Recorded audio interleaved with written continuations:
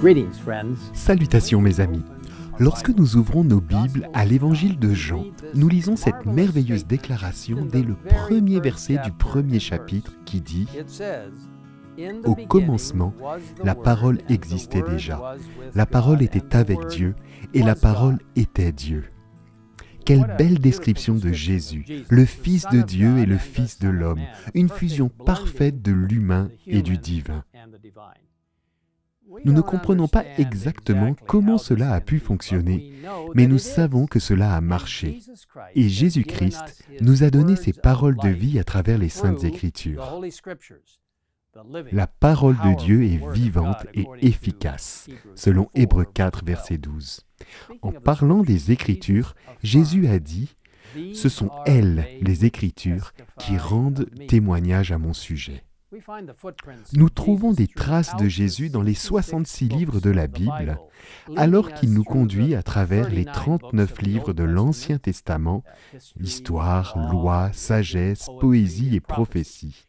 Nous le voyons clairement, Jésus-Christ, à travers les 27 livres du Nouveau Testament, les évangiles, l'histoire de l'Église primitive, les lettres de l'apôtre Paul et les autres lettres, et la prophétie de la révélation de Jésus-Christ. Dieu la lui a donnée pour montrer à ses serviteurs ce qui doit arriver bientôt. En fait, la Bible est le message de Dieu donné à l'humanité, dans le langage de l'humanité, par des hommes qui ont été divinement inspirés, comme l'explique 2 Pierre 1 au verset 21. C'est poussé par le Saint-Esprit que des hommes ont parlé de la part de Dieu. Ainsi, dans un sens, les Écritures sont cette précieuse parole de Dieu, sont semblables au Christ, en ce qu'elles sont une combinaison du divin et de l'humain.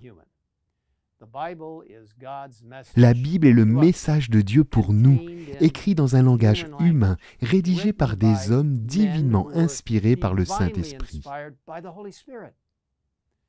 Les Saintes Écritures sont le fondement sur lequel nous basons toutes nos croyances en tant qu'adventistes du 7e jour. C'est pourquoi notre première croyance s'intitule « Les Saintes Écritures », qui se lit comme suit. Les Saintes Écritures, l'Ancien et le Nouveau Testament sont la parole de Dieu écrite, communiquée par inspiration divine au moyen de saints hommes de Dieu, qui ont parlé et écrit sous l'impulsion du Saint-Esprit. Dans cette parole, Dieu a confié à l'homme la connaissance nécessaire au salut. Les Saintes Écritures constituent la révélation infaillible de sa volonté. Elles sont la norme du caractère, le critère de l'expérience, le fondement souverain des doctrines et le récit digne de confiance des interventions de Dieu dans l'histoire. De nombreux textes affirment la beauté et la puissance des Écritures. Dans Proverbes, chapitre 30, versets 5 et 6, nous lisons cette promesse et cet avertissement. Toute parole de Dieu est pure. Elle est un bouclier pour ceux qui cherchent un refuge en lui. N'ajoute rien à ces paroles. Il te reprendrait et tu apparaîtrais comme un menteur. Or, Ésaïe 8, verset 20, témoigne comme suit. Il faut revenir à la loi et au témoignage. Si l'on ne parle pas de cette manière, il n'y a pas d'aurore pour ce peuple. Et en Jean 17, verset 17, un texte très important, nous entendons à nouveau Jésus affirmer l'importance des Écritures lorsqu'il prie pour ses disciples, demandant à son Père céleste de les consacrer par ta vérité. Ta parole est la vérité. Dans la lettre aux Thessaloniciens, l'apôtre Paul déclare aux croyants « C'est pourquoi nous disons sans cesse à Dieu toute notre reconnaissance de ce que, en recevant la parole de Dieu que nous vous avons fait entendre, vous l'avez accueillie, non comme la parole des hommes, mais comme ce qu'elle est vraiment, la parole de Dieu agissant en vous qui croyez. » Oui, mes amis, la Bible est véritablement la parole de Dieu pour nous. Elle nous révèle sa vérité et nous rapproche de lui, lorsque nous suivons ces conseils divins exposés dans ces précieuses pages. Mais pour entendre vraiment Dieu parler, nous devons aborder les Écritures avec la conviction qu'elles sont bien la révélation suprême, autoritaire et infaillible de sa volonté. Dans le livre La tragédie des siècles, nous recevons un avertissement. J'espère que vous connaissez ce livre qui est si merveilleux. Si vous ne le connaissez pas, lisez-le. Si vous l'avez déjà lu, relisez-le.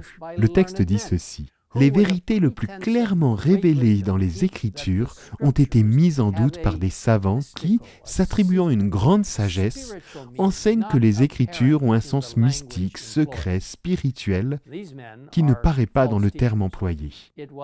Ces hommes sont de faux docteurs. C'est à eux que Jésus dit « Vous ne comprenez ni les Écritures ni la puissance de Dieu ». Là où il n'y a ni figure ni symbole, il faut donner aux termes de la Bible leur sens le plus évident. Si quelqu'un veut faire la volonté de Dieu, il connaîtra si la doctrine est de Dieu.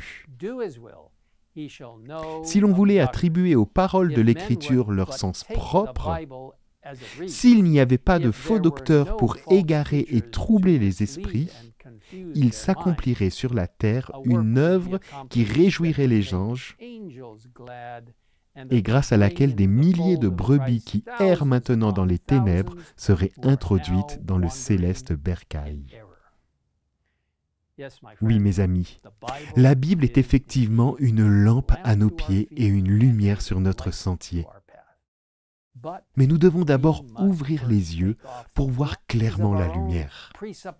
Si vous souhaitez en savoir plus sur ce que nous, en tant qu'adventistes du 7e jour, croyons à propos des Écritures, je vous recommande 2 ressources.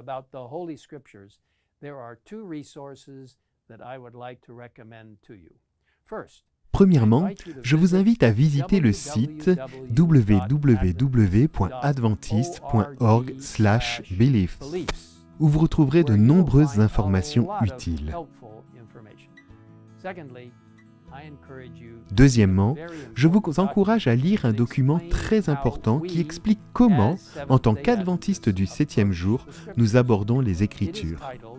Il s'intitule « Méthode d'étude de la Bible » et se trouve sur le lien indiqué ci-dessous. Mes amis, je vous encourage aujourd'hui à ouvrir la parole vivante de Dieu, les Saintes Écritures, et à découvrir ce que Dieu aimerait vous dire en ce moment. Prions ensemble. Père Céleste, merci pour la parole de Dieu. Merci parce que nous pouvons ouvrir la parole de Dieu. Merci parce que lorsque nous lisons la parole de Dieu, nous avons d'abord besoin de demander ta direction par la prière.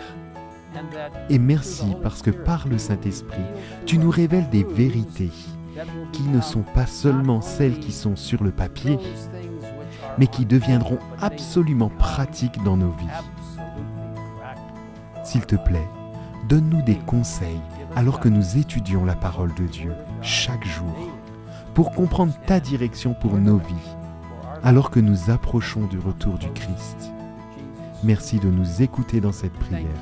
Nous te le demandons au nom de Jésus. In Jesus' name we ask it. Amen.